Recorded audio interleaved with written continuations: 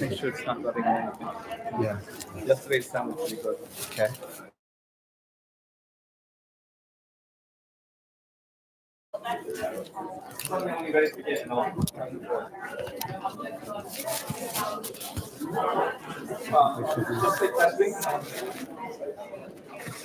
Testing, testing, testing, testing. Yeah.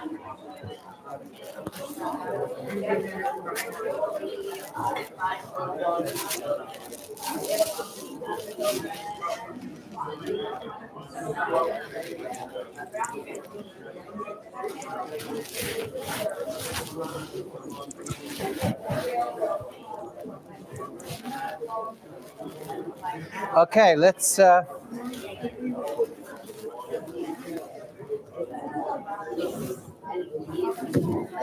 if everybody would please take their seats, we can begin.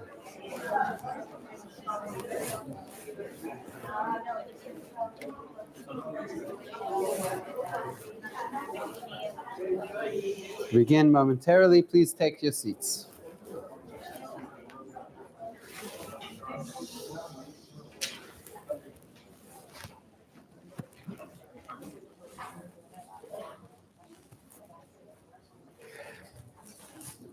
Today's topic is empathy. If you love me, know my hurt. So as I've had occasion to mention over the past 5 sessions that I've had the privilege of learning together with you, this series of lectures is based on my upcoming book. And as I've mentioned before, the book is based on a 5-step framework. That framework is represented by the acronym PEACE, P-E-A-C-E.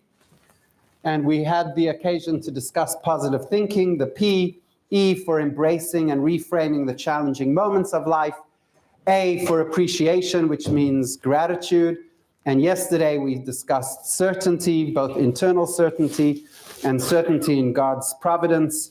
And today, our focus is going to be on the E of the PEACE system, the PEACE framework.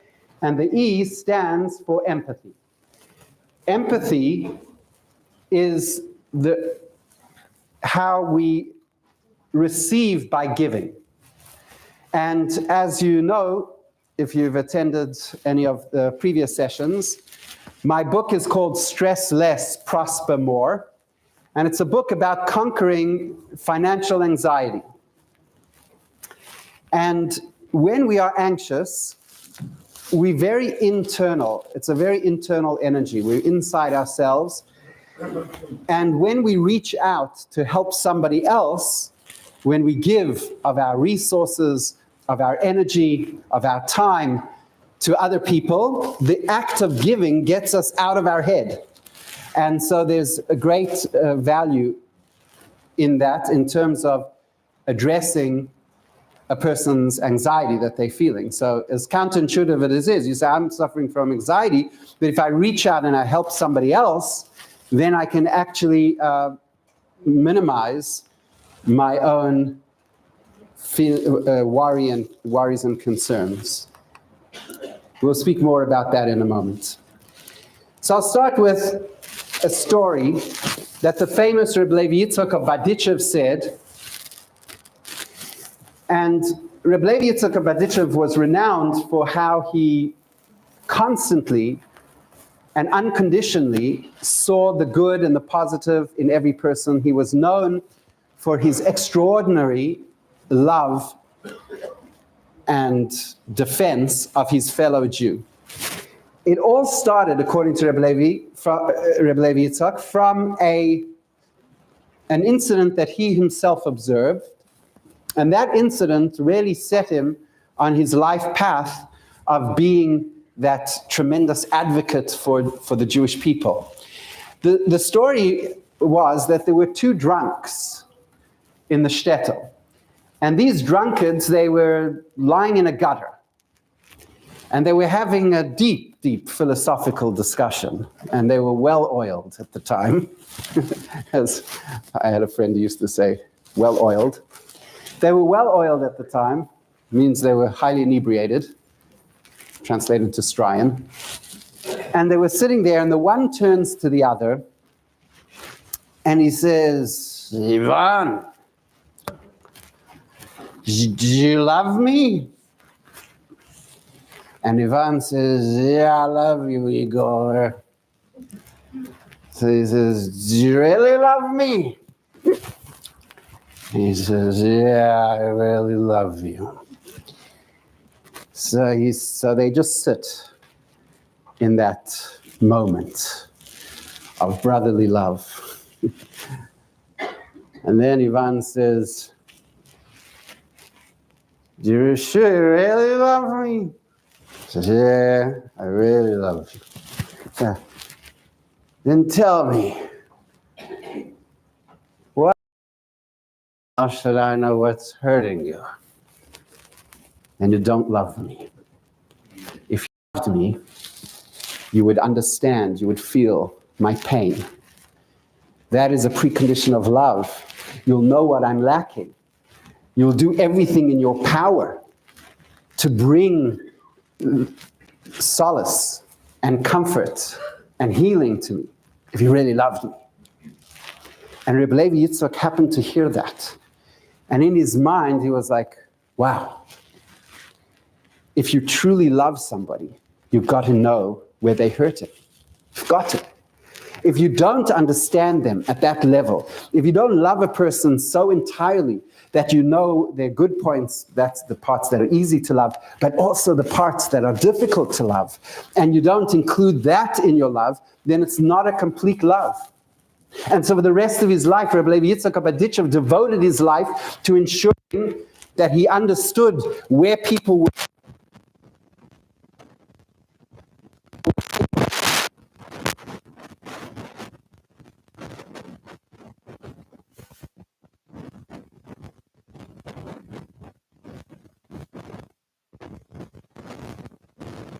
Dr. Sarah. And Dr. Conrath, she did a study, she did the study on empathy, since our topic today is empathy, and she interviewed hundreds of college students, and the findings were terrible. The headlines in the newspapers said, in 2009 there were still newspapers, the headline said that we have lost our empathy. The young people of today, the people who are in college campuses, are 40% less empathetic than they were in the 1970s. So they gave a number of reasons, which all seem to make sense. Media, technology, parenting styles changing, people are busier, people have more distractions, there's more pressure to succeed. All of these things, they posited, were making the world less empathetic. But then in 2024, she did this study again. Same team. They did the study again. And they found that the empathy levels amongst college-age students in the United States had returned back to the levels that they were in the 1970s. And I think this is fantastic news. I think that what this teaches us is that empathy is not rigid. So if we look at a generation and we think that generation is entitled, and we think that generation is not empathetic and they don't care about other people, they're selfish and they're only inward focused, wait a generation. It's not rigid. It can change. What's that? Like Melbourne weather, yes. Empathy is a lot like Melbourne weather in that.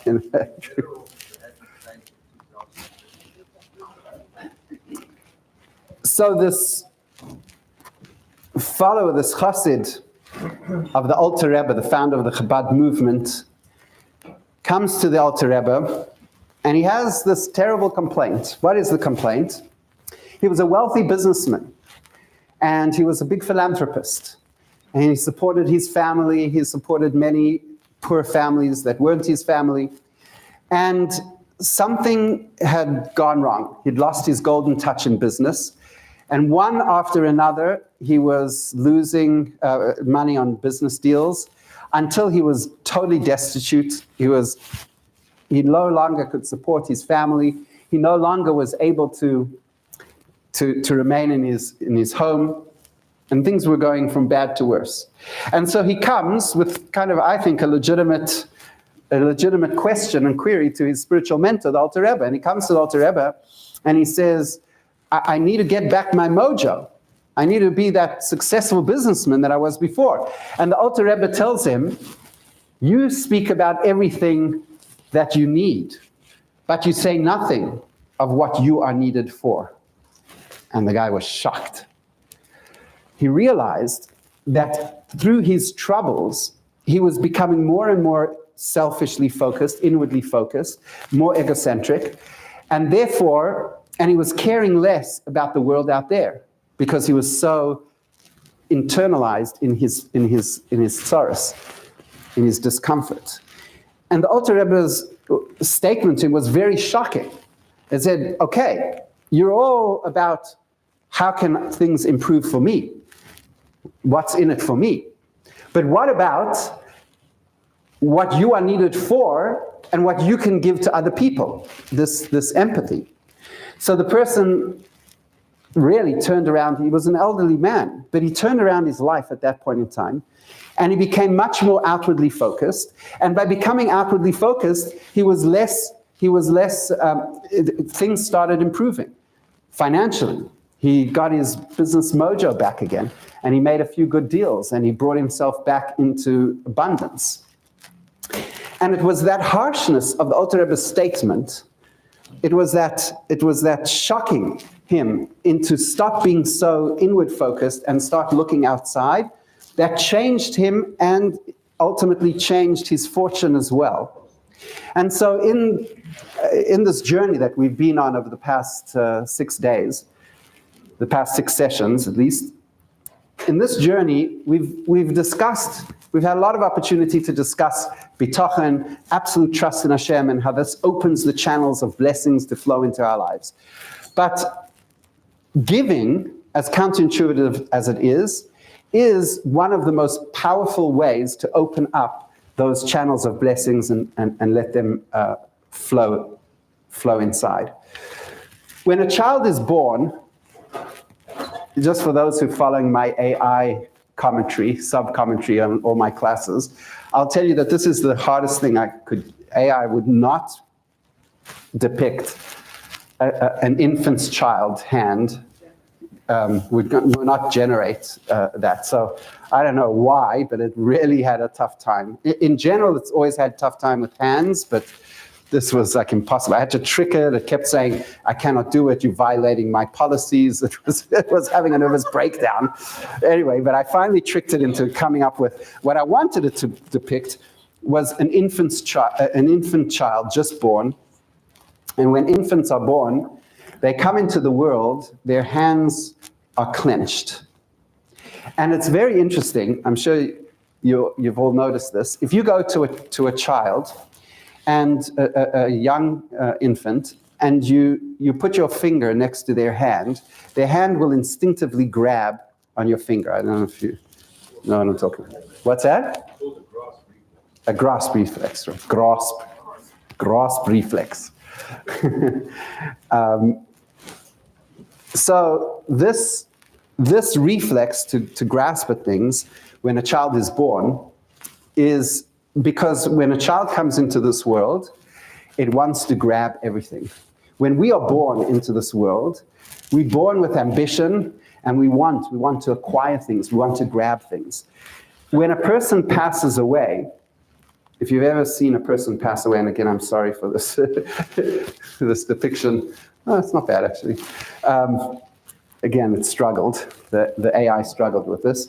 But when a person passes away, their hands naturally open. And that represents that at the end of life, we realize that we cannot take it with us. The only things we really take with us are that which we have given to others. That, the spiritual energy that's generated when we give to other people, that helps us in our final journey as well. There was a very great rabbi who lived in a place called Piaszczna in Poland. And he was the Piaszczna Rebbe, he was called, and he was famous for how he would educate children. So he had thousands and thousands of children that went through his school, and he educated them with tremendous, he was a very ahead of his time educator, and he educated children and he devoted his entire life to that. He was taken to the concentration camps. First, he was in the Warsaw Ghetto. He actually wrote a book in the Warsaw Ghetto, which is one of the most inspiring, amazing books ever written, Eish Kodesh, it's called. He buried it, and it was found after the war, but he himself perished in the war. So one of his students, one of his many hundreds of students, was a street sweeper on the streets of Tel Aviv. That was his job. He was a street sweeper. Nothing wrong with that. But he was also his body, because he had suffered in the Holocaust, this gentleman's body was quite mangled. AI was not going to give me a Holocaust person under any circumstance. The minute you mention Auschwitz, Holocaust, anything like that, you violated their policy. So he didn't look as, what's that? It's, so he was hunchbacked. His face had been beaten many times. He wore those scars on his face, and he was a street sweeper in Tel Aviv. But if you would stop him and you'd have a conversation with him, he would tell you something really interesting. He would tell you that he remembers a party that he had with the principal, the dean of his school. And he remembers that it was very freilich, it was very lively. People were dancing, and the Piaszczna Rebbe was getting everybody to dance and sing. All the kids were dancing. And when he'd whipped them up into a real frenzy, he called out and he said, Kinderlach, Kinderlach, Gedenkje, you have to remember, children, remember, die größte Sache in der Welt ist zu tun emetza tova. The greatest thing in the world is to do somebody else a favor. And he was the street sweeper in Tel Aviv at the time when he heard that statement from his mentor. He was a young child, but he remembered it. And he would tell you that when he went to Auschwitz, and there were days when he thought This is what he said. There were days that when he thought that he could not go on. The suffering was too unbearable. And so he wanted to end his life. And unfortunately, in Ebbach, there were many, many who did. And he wanted to end his life. And every time he had that feeling, that urge to end his life, to bring his life to an end and to stop the misery that he was experiencing in the camps, he remembered what his mentor had said. His mentor had said, remember, the greatest thing in the world is to do someone else a favor. And there are a lot of favors you can do in Auschwitz. He went around, people would be calling out in pain and in anguish, and nobody would have the strength to listen to somebody else's pain. But his life was over. He wanted to end his life. So he said, at least, the very least I could do is I could go and listen and bring some comfort to somebody else. And he went from person to person. And he said, what is your pain? Remember, I love you. And to love somebody is to be there with them and witness their pain. And they would tell him what was bothering them most at that particular moment of time. And two things happened. First of all, the person felt better, that they got off their chest the thing that was most bothersome to them at that moment. And second of all thoughts of committing suicide flew out of his head because he was helping somebody else. And that's the primary thesis that I want to say here. Obviously, we don't live in such extreme circumstances, but when we reach out to somebody else, we help ourselves just as much. So the street sweeper on Rehov Yarkon in Tel Aviv would tell anybody who stopped and asked his story, would tell them that there's a lot of toivas, there's a lot of favors that you could do for somebody in Auschwitz. And there's a lot of favors that you could do for somebody in the streets of Tel Aviv. And there's lots of favors that you could do for somebody in your office, in your community, in your homes, where you could reach out to somebody else, you could find somebody who is in need and reach out to that person, bring comfort to that person, bring solace to that person, and in the same time, be helping yourself. There are a lot of benefits to empathy. Empathy creates what they call a biological helper's high. When a person practices empathy, does a favor for somebody else, gives money, their body releases serotonin, dopamine, oxytocin, and other chemicals which improve a person's mood and overall health. So literally, it's like having a high, except it's healthy. And it's encouraged. There are other health benefits. It's linked, people who serve others, they live longer lives, they have lower blood pressure, they reduce this cortisol, their stress hormones. So it is comparable. Scientists tell us that it's comparable if you help somebody else to doing exercise and eating a healthy diet. And it's a lot more pleasurable than eating a healthy diet and doing exercise. So there you go. You should all eat healthy and do exercise, by the way. I'm just... and be charitable and empathetic and help other people. And the combination of all of it really is very healthy. As I said before, it shifts your focus outward. So it moves your attention away from being your worries, and it gives you a sense of agency. It gives you a sense of, as you can help somebody else, you feel that you're part of something beyond yourself, that's bigger than yourself. And this is why it supports your well-being and nurtures your resilience and all these things that we've been discussing. Now, in my book, I discuss the difference between empathy and sympathy. So does anyone know what the difference between empathy and sympathy is? What's that? Ah, very good, exactly.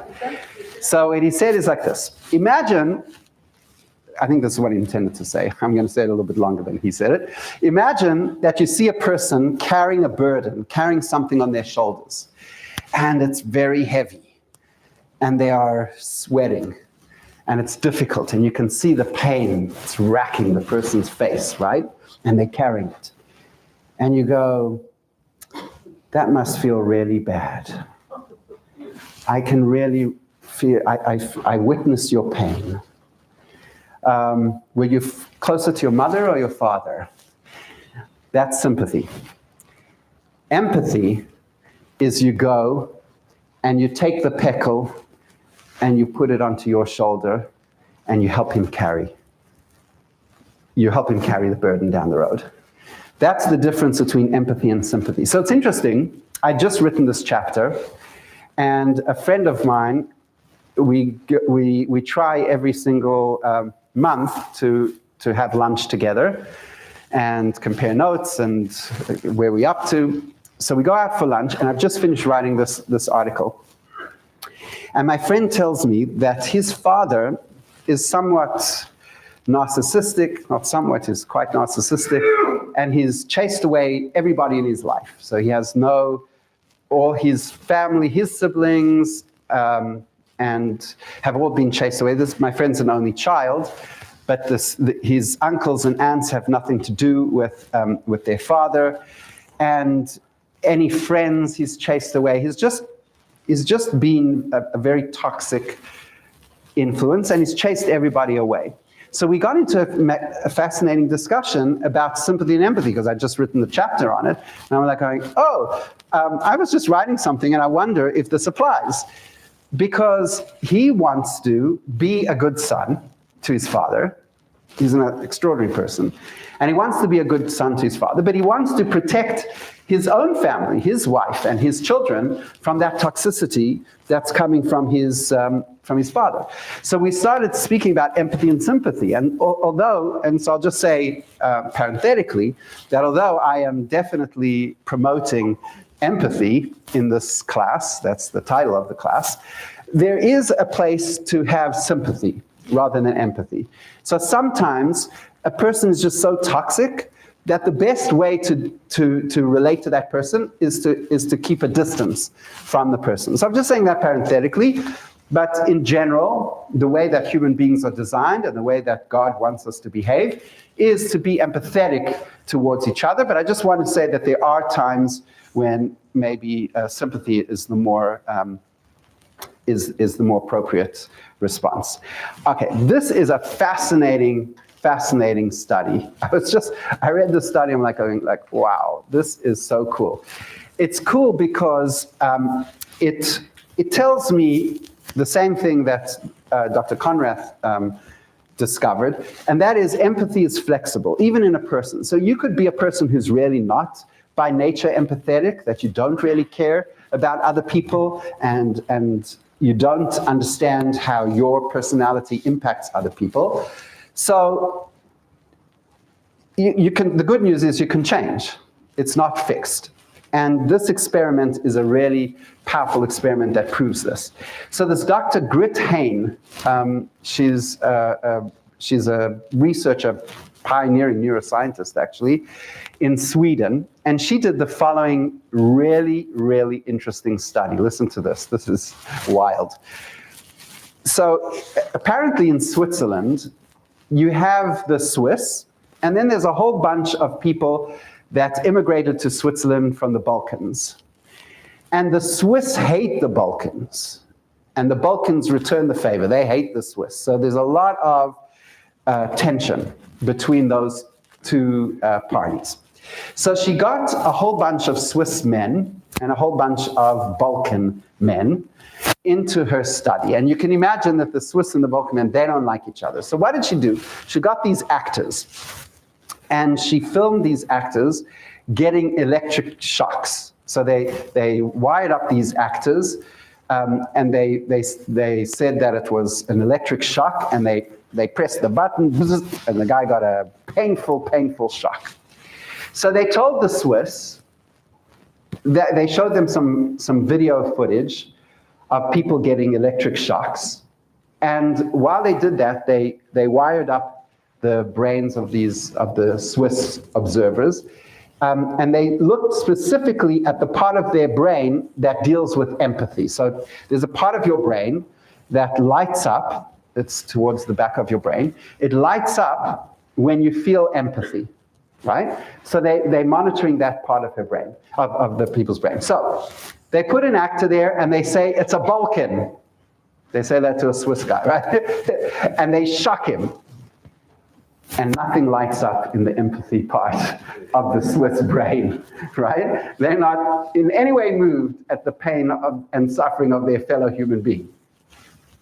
Then they show them another video, and this time they tell them it's a Swiss person who's getting shocked, and their brain lights up. The empathy part of their brain lights up. So in other words, they are empathizing with those that they see as their own tribe, and not with the other, those that they see as the other.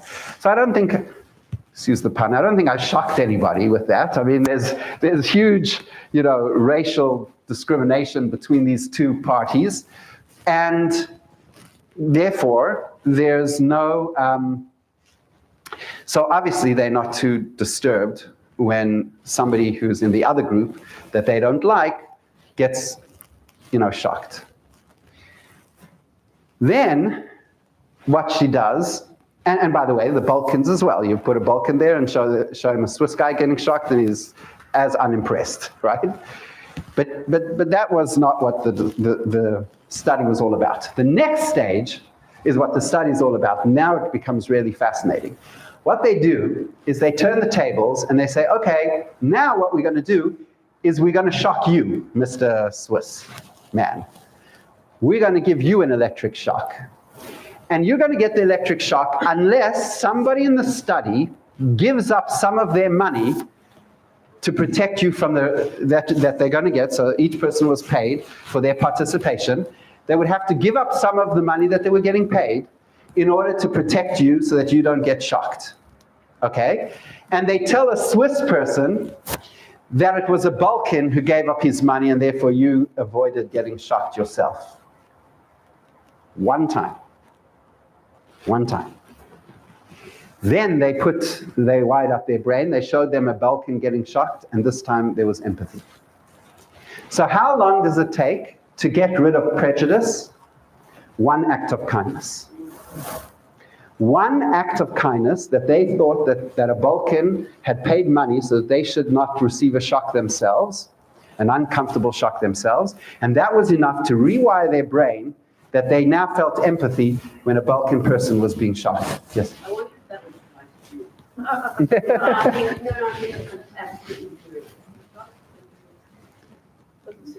like Like you're saying Jews and Palestinians, let's say. no, Jews and anti-Semites who will go, so Uh-huh. we did an act of kindness to an anti-Semite. Yeah. Would you rewind it, right?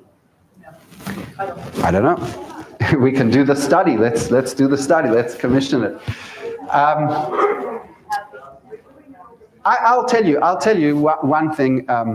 I can tell you that there was once when I was a member of the Rabbinic Council of Montreal, when I was a practicing rabbi in Montreal. So for a short time, Jewish interests and Muslim interests aligned on two topics. The one topic was that there was a credible threat to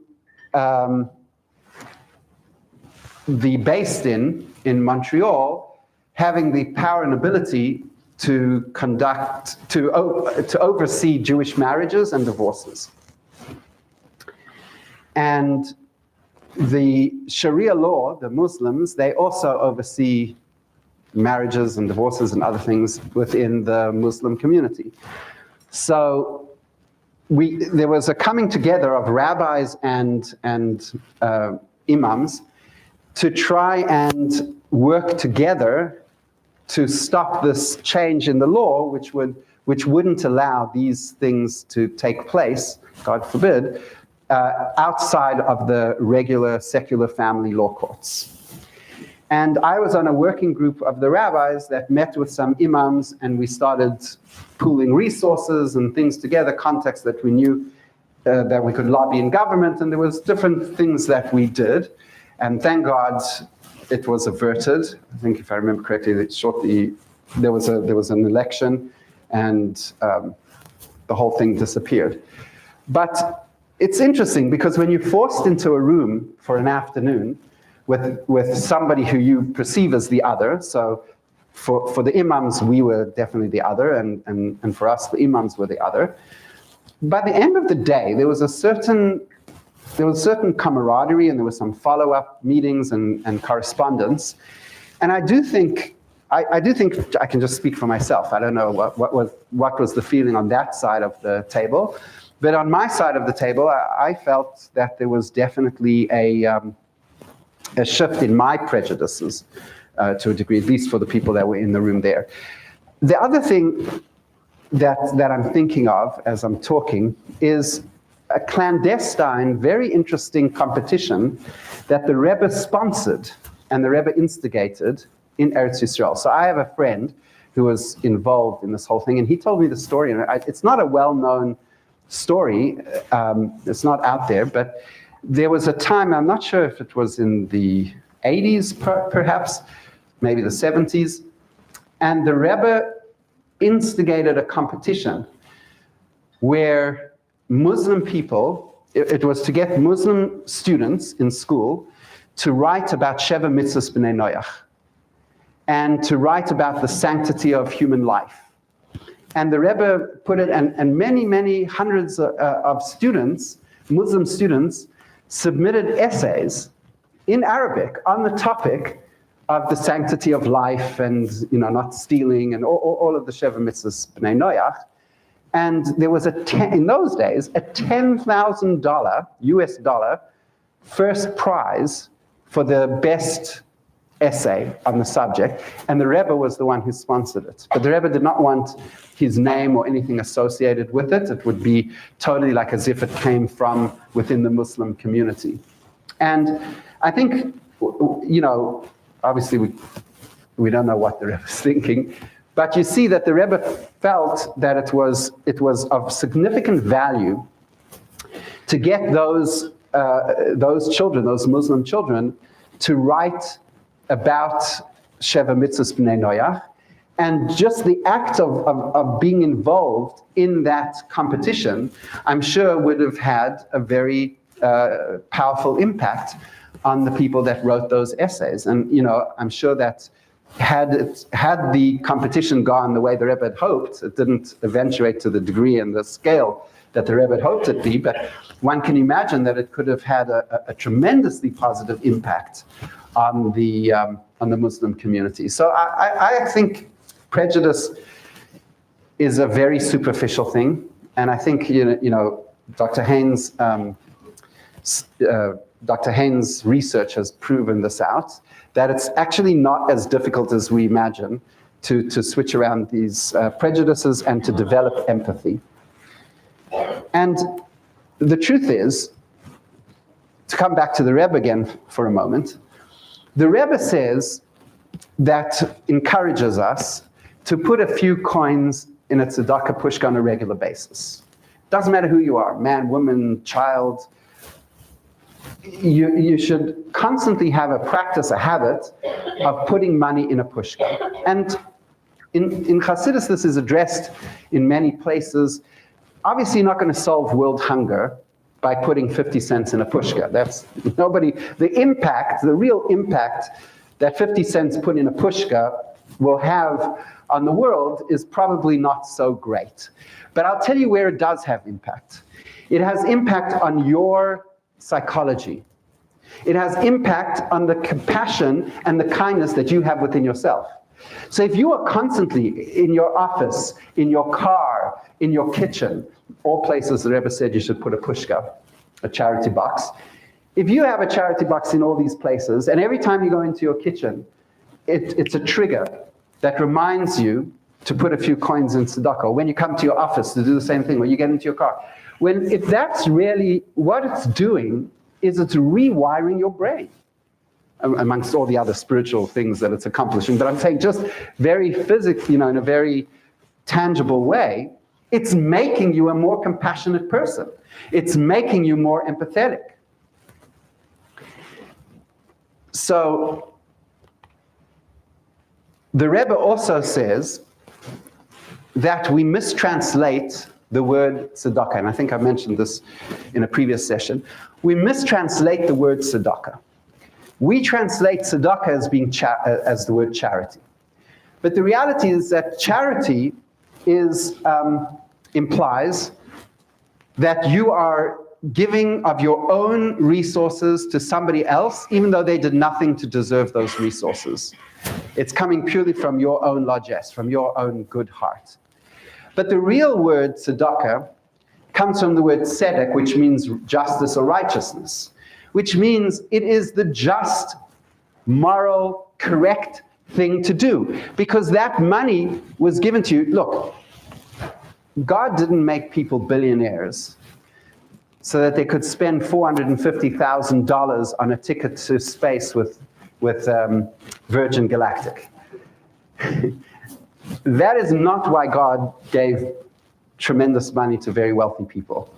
He gave money to very wealthy people because they are supposed to distribute that money to others. And that's what tzedakah is. Empathy, so I've been speaking about empathy and the benefits that it has for a person, but really that's not why we give charity.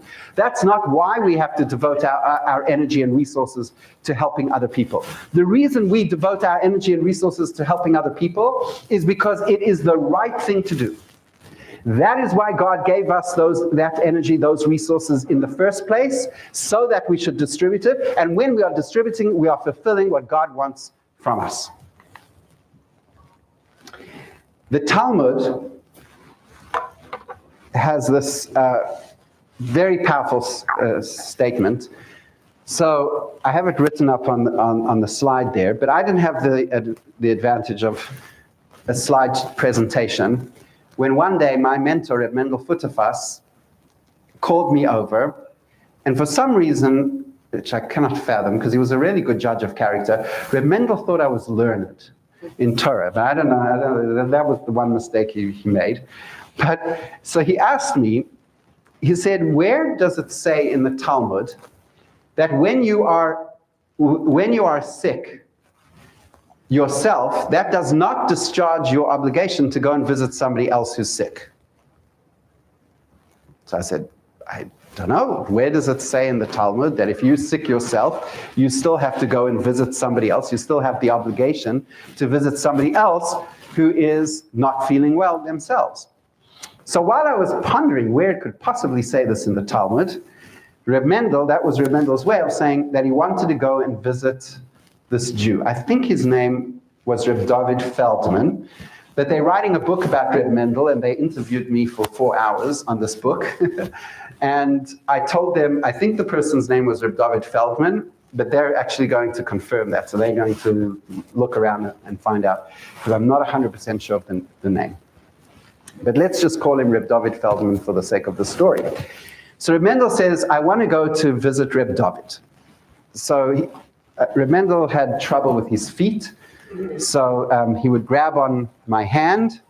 He had very strong grip. He had iron grip. He was so strong in his hands, so it would really hurt. But it was my pleasure, and we would, and I would be his feet basically. So he would like hang on to me, and off we would go to visit Reb David Feldman. So we come to this man's house. He lives in Kfar Chabad, and we come to his home. And on the way there, Reb Mendel was talking about him. And Reb Mendel had a lot of respect for this person. He said, I must tell you that this person, he spent 13 years in Siberia, and he never allowed one morsel of non-kosher food to pass his lips in 13 years. That means on Pesach, there wasn't a drop of chametz that he ate. And during the year, there was never any unkosher meat, anything unkosher that passed his lips. And Reb Mendel was pretty impressed that a man alone, he was alone, nobody was there, and yet for 13 years, year in, year out, day in, day out, he did not allow any non-kosher food to pass his lips. So Reb Mendel was pretty impressed by this Reb David Feldman. And then we went and we sat at the dining room table of his daughter where he lived. He lived with his daughter. And he was in the advanced stages of dementia or Alzheimer's. Advanced stages. And what had happened was, when people are in that stage or phase of this terrible disease, they forget that they're hungry. Their memory is so bad that they literally forget that they're hungry, and so they stop eating. And that's a lot of people pass away from starvation just because they keep forgetting. They feel hungry, but then they forget that they're hungry. So Reb Mendel sat down next to this Reb David Feldman. And he said to the Reb David, it was actually quite humorous, he said, "Ihr gedenks Neville, do you remember when we were children in Neville?" Neville was a city, a very famous Hasidic city, because it had a lot of very great Hasidim were born in Neville, and it produced a tremendous amount of Chabad Hasidim came from Neville, some of the great Hasidim. And there weren't many opponents to Hasidus in there. In fact, I believe there was one non-Lubavitch shul in Neville, and they never got a minyan. They had to keep bringing Lubavitchers in to get a minyan. So they didn't know, there was no antagonism, there were no what they called misnagdim in Neville. So Reb Mendel said, "The gedenks Neville, you remember when we were in Neville?" So this Reb David, he goes, "Oh, yeah. Dacht sich mir, I think it was es is given full misnagdim, dacht sich mir. I think it was full of antagonists, opponents to Chabad." So obviously, he had forgotten. But in the meantime, in talking to Reb Mendel, the family had put some food down. And Reb Mendel was feeding this man. And he was so engrossed in the conversation with Reb Mendel that he was eating, and the family were crying as they were watching Reb Mendel feed their father and grandfather. And then Reb Mendel said something which was truly amazing. Like I see this so clearly. I was sitting next to Reb Mendel. Reb Mendel was to my left, and Reb David was to his left. And Reb Mendel was feeding him. And they started speaking about their teacher in Cheder. His name was Rabbi Yisrael. And they started speaking about the Gemara that they were learning, and I remember it was the Gemara in Sanhedrin, which is the Gemara we're learning now in Daf Yomi. It's connected. It was a Gemara in Sanhedrin, and it was deep into the Gemara, about the 60th page of Sanhedrin. Right? And Reb Mendel quoted off by heart a Tosfos in Sanhedrin. And when they started speaking about Sanhedrin, the family a member of the family brought in a tractate of Sanhedrin. They put it on the table. So I opened it up. They'd mentioned the page number, so I opened it up to the page number. And Reb Mendel started saying the Tosfos off by heart. Reb Mendel wasn't looking into the book, but I could see that he was saying the Tosfos off by heart because I had the book open in front of me. And Reb Mendel was saying the thing, and then at one point Reb Mendel stopped, and Reb David continued to say the Tosfos off by heart. It shows you how deep the chinuch, the education was. He forgot to eat, he forgot his own name, he forgot that Neville was a place of Hasidim, but he didn't forget, word for word, the Tosfos. Outstanding. Anyway, we left Reb David's home, and Reb Mendel, so I asked Reb Mendel, I still don't know what Gemara the Reb Mendel is referring to when he said that there's a Gemara that speaks about even if you're sick yourself, because Reb Mendel wasn't well himself, you still have an obligation to go and visit somebody who's sick. So I said, I don't know, what is that Gemara? So he said, it's the Gemara in Gittin, 7b. I'm like, oh my goodness, of course it is. Where it says, even a poor person who is sustained from charity. So what Reb Mendel wants to say is the poor person could even be a sick person. He's poor in health. He needs charity himself. He needs healing himself. Must also perform charity. If one gives charity to others, the Gemara continues, God will save the person from his own poverty. That's a stunning statement of the Talmud. That means if there's an economic depression, right, if the economy tanks, the reaction that we are supposed to have is not to curtail our giving, because giving is not a luxury. We have to increase our giving. If one gives charity to others, God saves that person from poverty. In other words, when times are tough, giving is not discretionary. It's not like that ticket on Virgin Galactic, where you don't have to go to space. Nice, and everyone wants to, but you don't have to. Well, tzedakah is not that. Tzedakah is not discretionary. It's not a luxury that when things are good, that you can partake in it. On the contrary, the Talmud is saying, when you give, and it hurts to give, because you yourself are experiencing lack, that giving is irrational. It's miraculous. You've broken your nature in order to give under those circumstances. God breaks his nature, and he performs miracles back to you.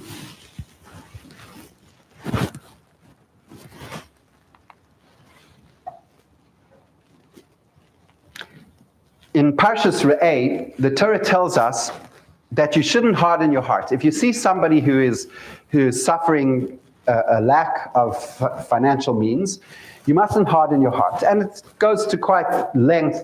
You should lend him sufficient for his needs, that is lacking, you should give him, etc. And there's several verses that speak about how you should give to the person. And then it says you shall open your hand to him.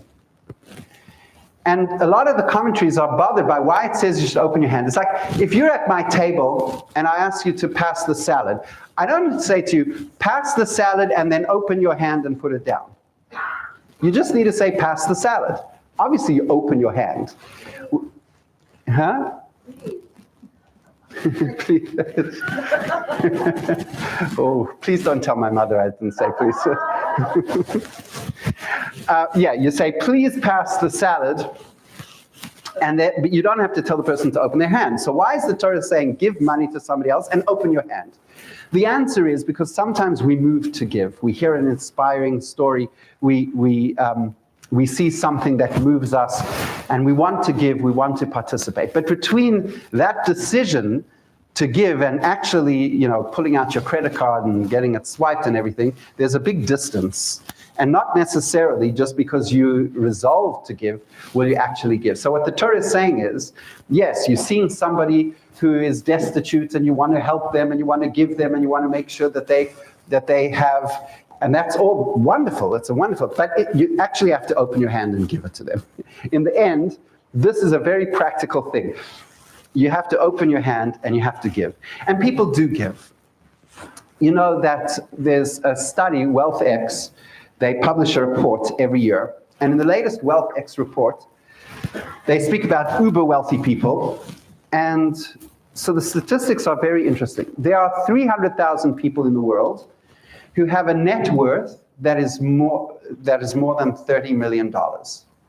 So there's 300,000 people that are worth over $30 million.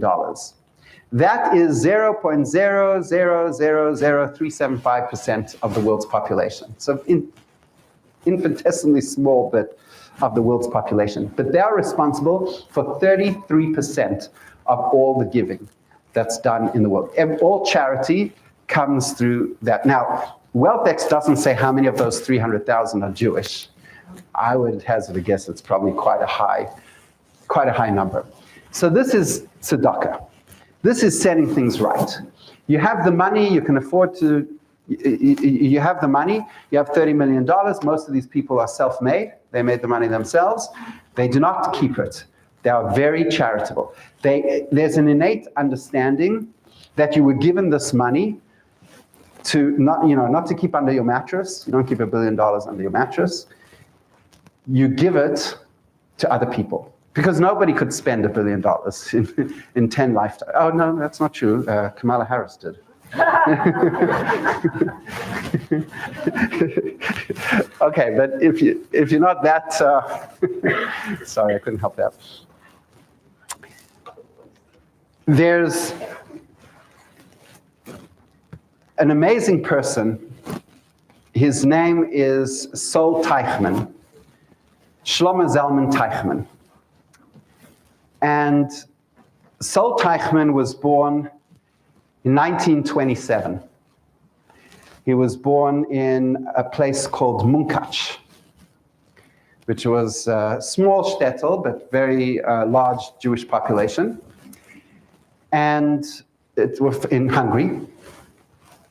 And in the war years, 1944, towards the end of the war, the Germans rounded up over 1 million Hungarian Jews and gassed them and killed them. It was like right towards the end of the war when they got to the Hungarians.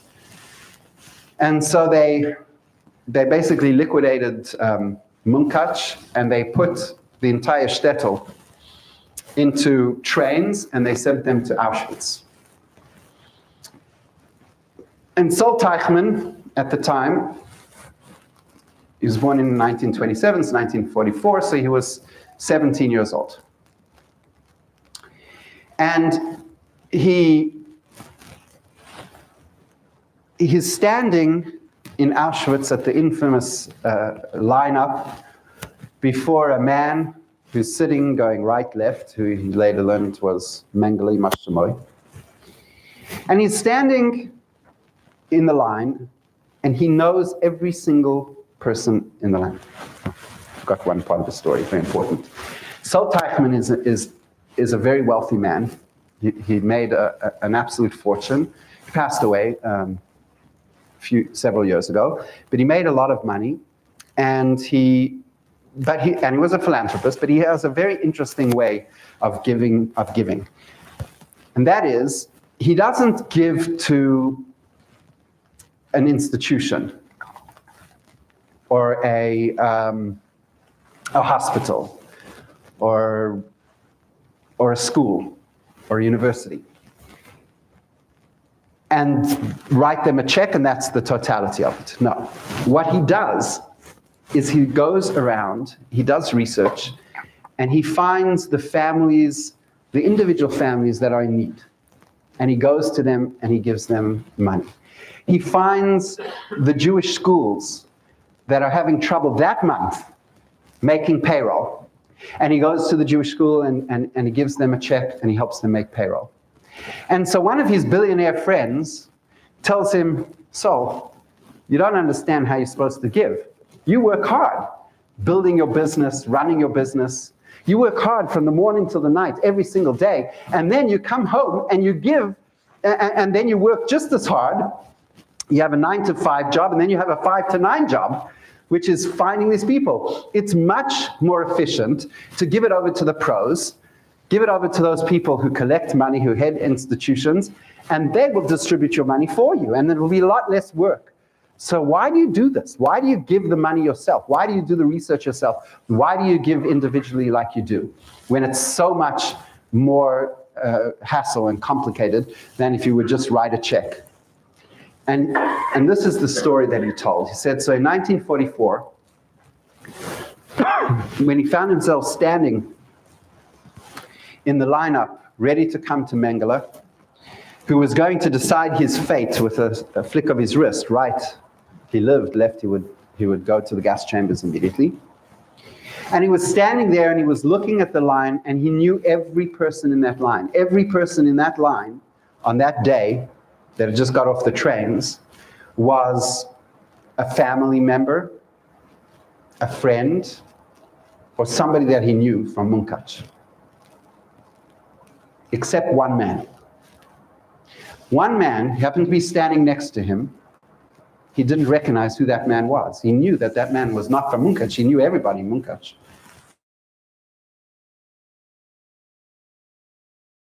To him, this stranger. And he said, "You were born in 1925. And Shlomo Zalman Teichmann said, "No, 1927. The man laughed. He said, "You are confused. All the stress of this horrible journey that you've come on the train, it's made you confused. You think you were born in 1925. You forgot, in 27. You forgot you were born in 25. He said, "No, I was born in 27. He said, No, you're just confused. You're born in 25. I want you to tell me that. Say, I was born in 1925. So partly to humor the guy and just because he had other things on his mind, Teichmann said, "I was born in 1925. He said, "Repeat it." I was born in 1925. He said, say it again. So I was born in 1925. And then the man kind of like disappeared, and he went, the line continued, and he came in front of Mengele. And he said to him, Mengele said to him, this monster, he said, when were you born? And because the guy had been whispering in his ear all of those, like 1925, like, he just panicked a little bit, like, or whatever, got confused for a second. And he said 1925, because that was it's ringing in his ear. So he said 1925, which of course would make him older than 17, which was his real age, make him older than 18. And so Mengele said, to life. And so Teichmann told his billionaire friend, he said, the reason that I give charity individually myself is because an angel stood in line with me in Auschwitz and saved my life. And as soon as I realized that, I resolved that I would be the angel in other people's lives. I would be the angel in other people's lives. So I don't just write a check and leave it at that. I am the angel in other people's lives. So there's a Chabad Shliach in Antwerp who heard this story and wrote it up on a WhatsApp and sent it on a WhatsApp. And the WhatsApp went viral, so one WhatsApp went to another WhatsApp, and you know how these things go.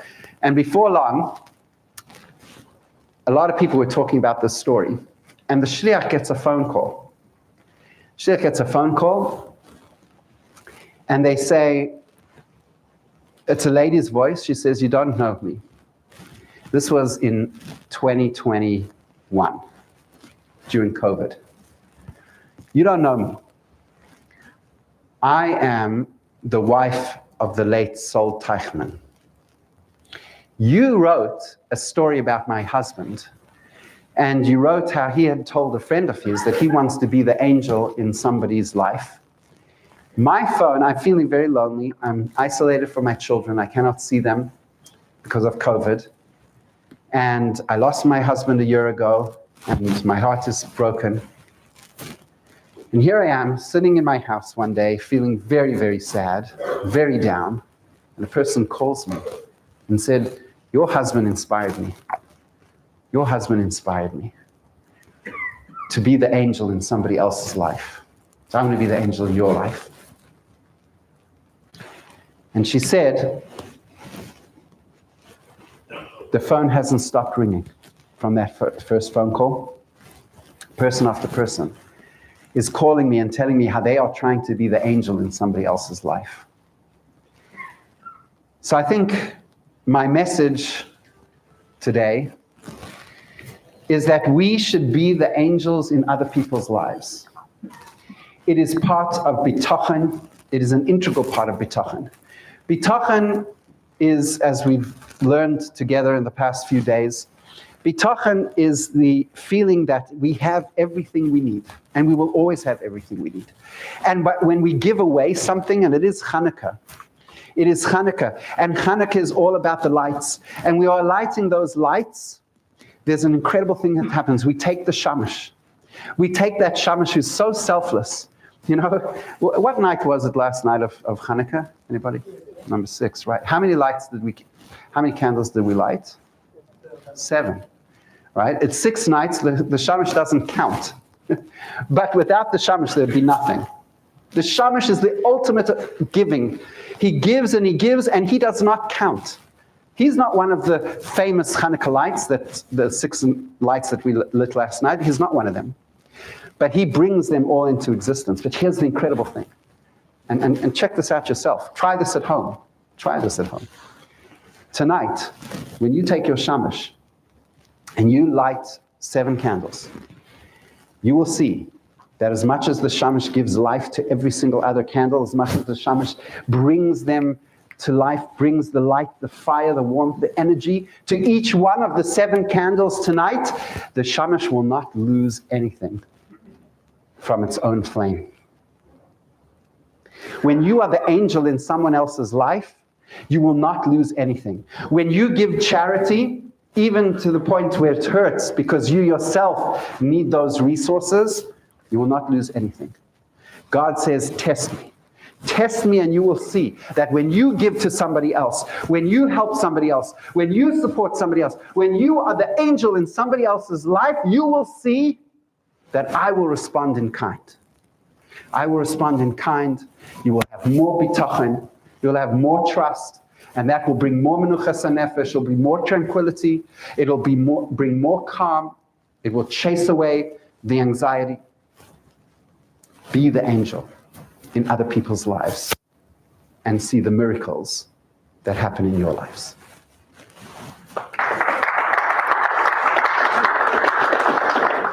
Went over it. Thank you for your empathy in not telling me that we went over time. Thank you very much, Rabbi Zach. I'm not the MC, but I can't resist the opportunity. Firstly, to thank all those who have provided some help to the library with the donation. And yes, we could use a bit of extra help and support and some empathy. We don't have any other source of funding except for what's coming through here. So thank you very much for any amount of support you can offer. Rabbi he's one of his. Wow. Teichen, you know, in Teichen. Wow. Like Here in Australia in the 30s, in the JML library. people who could escape You all make use of it. came, and then they came Thank you here and everybody they for arranged a being visa here. for their wives to come. And tomorrow They is had the final families. day of That this year's was a common